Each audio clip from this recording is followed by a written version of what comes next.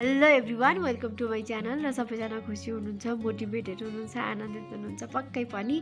र आज फेरि म नयाँ भिडियो लिएर आइसकेको छु। आजको टपिक छ एङ्गर, रिस है। हामीलाई कति छिटो रिस उठ्छ, रिस कन्ट्रोल गर्नको लागि कति कोसिस गर्छौँ होइन।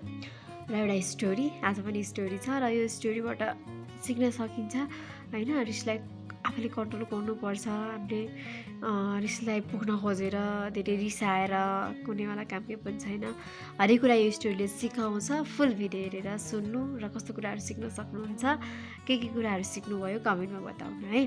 र यो स्टोरी चाहिँ एकजना स्टुडेन्टको हो कि जो मेडिटेसन गरिरहनु भएको हुन्छ, उहाँको स्टोरी हो। र उहाँ चाहिँ अब पढ्न भनेर जानुभएको हुन्छ नयाँ स्कुल होइन।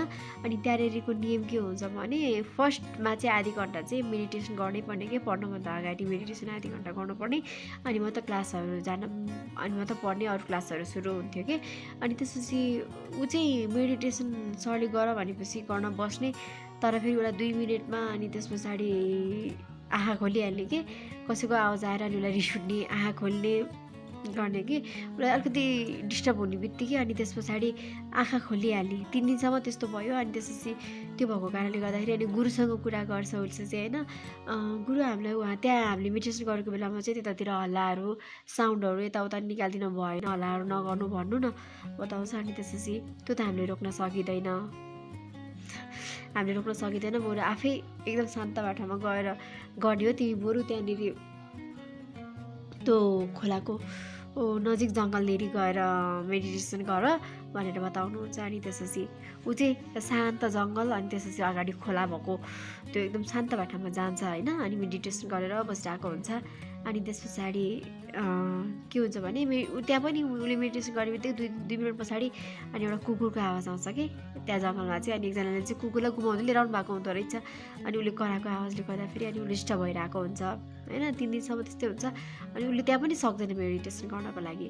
अनि त्यस पछाडि चाहिँ होइन, म यो खोलाको बिचमा लगेर गरेँ भने चाहिँ कसैले पनि डिस्टर्ब गर्दैन होला त्यहाँ भन्छ होइन। अनि ढुङ्गामा क्या खोलाको बिचमा गएर मेडिटेसन गर्छु भनेर ढुङ्गा लिएर गएर खोलाको बिचमा राखेर अनि त्यसपछि मेडिटेसन गर्छ होइन। अनि राम्रोसँग गर्छ, एकतासँग त राम्रोसँग मेडिटेसन हुन्छ उसको। अनि त्यस पछाडि चाहिँ एक दिन चाहिँ के हुन्छ भने अनि एउटा ढुङ्गा आउँछ कि उताबाट ढुङ्गा एउटा आउँछ। अनि त्यसपछि उसले म यहाँ मेडिटेसन गरेर अनि त्यो आवाजले गर्दाखेरि अनि त्यो उसको मेडिटेसन त्यो ध्यान भङ्ग हुन्छ कि। अनि त्यसपछि म यहाँ मेडिटेसन गरिरहेको छु, त्यतिर नआउनु है भनेर बताउँछ। अनि त्यस पछाडि अनि सुन्दैन, त्यो ढुङ्गा त आइ गर्छ। अनि त्यसपछि आएर अनि उसको ढुङ्गासँग ठोकिन्छ। अनि ऊ एकदमै धेरै रिसाउँछ कि। अनि त्यसपछि अब यो जसले पनि लिएर आएको हो यो, त्यसलाई म छोड्दिनँ भनेर एकदम धेरै रिसाउँछ होइन। अनि त्यस पछाडि चाहिँ अनि यसो हेर्दाखेरि त कोही पनि छैन, खाली ढुङ्गा आएको हुन्छ। अनि त्यस पछाडि अनि एकजना चाहिँ अनि त्यसपछि ऊबाट आउँछ होइन। अनि खास ऊ चाहिँ एड्रेस सोध्नको लागि आएको हुन्छ, तर उसले चाहिँ त्यो ढुङ्गाको मालिक होला भनेर उसलाई रिस पोख्छ, गाली गर्छ। तर होइन रहेछ, म त एड्रेस पोस्न आएको थिएँ, तिमीले मलाई यत्तिकै करायो भनेर भन्दाखेरि अनि त्यसपछि फेरि उसको रिस अलिकति शान्त हुन्छ। अनि उसले चाहिँ ढुङ्गा जताबाट आएको थियो त्यतितिर गएर हेर्न खोज्छ।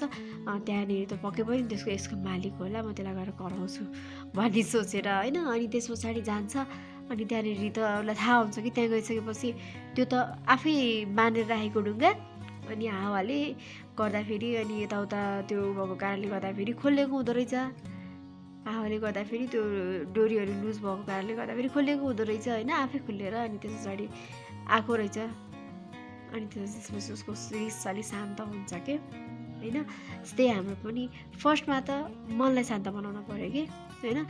तपाईँको मनमा पिर, चिन्ता, त्यो धेरै तनावहरू त्यो बोकिरहनु भएको छ भने तपाईँलाई सानो कुरामा नि डिस्टर्ब हुने होइन, सानो कुरामा नि रिस उठ्नेहरू हुन्छ क्या होइन। त्यही भएर मनलाई शान्त बनाउनु र हामीले बाहिर मान्छेले गरेको बेला मान्छेलाई रिस पोखेर मात्र हुँदैन, प्रकृतिले गरेको बेला त रिस पोख्न सकिँदैन नि त होइन। अब प्रकृतिले त केही गर्नै सकिँदैन, सबै कुरा उसले दिएको हो।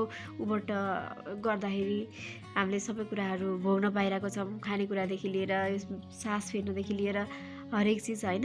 त्यही भएर रिसलाई चाहिँ आफैले कन्ट्रोल गर्नुपर्छ। म रिसाउनु हुँदैन, रिसले खायो आफूलाई, रसले खायो अरूलाई होइन। रिसाउनु भयो भने आफैलाई खान्छ, बरु रसाउनु भयो भने, खुसी हुनुभयो भने होइन, अरूलाई जित्न सक्नुहुन्छ, अरूभन्दा अगाडि पुग्न सक्नुहुन्छ है।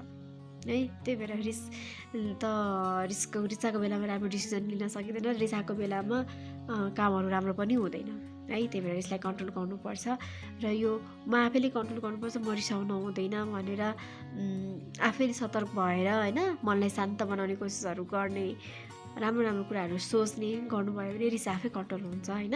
मनलाई एकदम आनन्दित बन्यो भने मन आनन्दित भयो भने रिसहरू त्यति उठ्दैन कि। जब मनमा धेरै कुराहरू खेलाउनुहुन्छ, जब धेरै कुराहरू त्योहरू गर्नुहुन्छ, तब नै रिस उठ्छ है।